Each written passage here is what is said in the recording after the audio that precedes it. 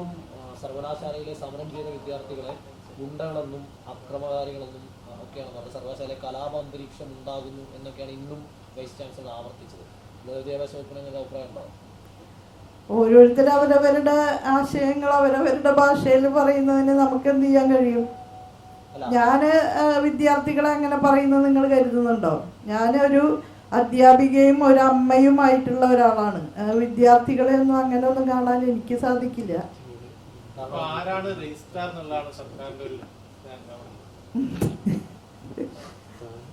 നിയമാനുസൃതം ആരാണെന്നുള്ളത് നിങ്ങൾ മനസ്സിലാക്കിയാൽ മതി. നിങ്ങൾക്ക് ആ പുസ്തകം എടുത്ത് വായിച്ചു നോക്കാമല്ലോ.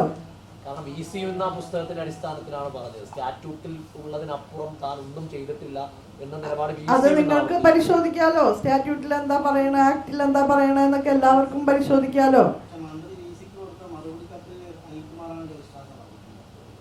മറുപടി കത്തല്ല നമ്മൾ കൊടുത്ത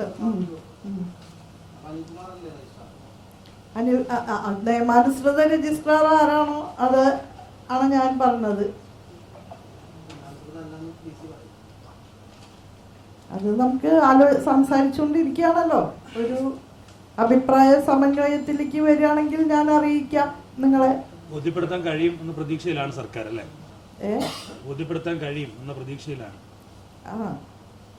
പ്രതീക്ഷയിലാണോ എന്ന് ചോദിച്ചാൽ അതിന്റെ ചർച്ചകൾ നടന്നുകൊണ്ടിരിക്കുകയാണ്. ചർച്ചകൾ അന്തിമമാകുമ്പോ ഞാൻ പറയാന്ന് പറഞ്ഞല്ലോ.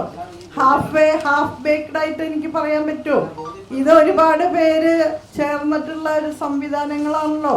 അപ്പൊ ഒരു ആശയവിനിമയം ഒരു നേരം കൊണ്ട് അല്ലെങ്കിൽ ഒരു 10 മിനിറ്റിനുള്ളിൽ പരിഹരിക്കാവുന്ന സംഗതിയല്ല. കോടതിയിലും ഇരിക്കുന്നുണ്ട് കുറെ കാര്യങ്ങൾ. അപ്പൊ സങ്കീർണമായിട്ടുള്ള ഒരു പ്രശ്നമാണ്.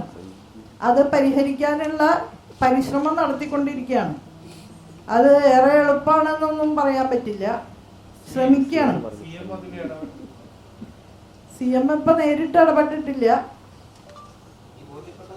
ആദ്യം നമ്മളൊന്ന് ശ്രമിച്ചു നോക്കുക.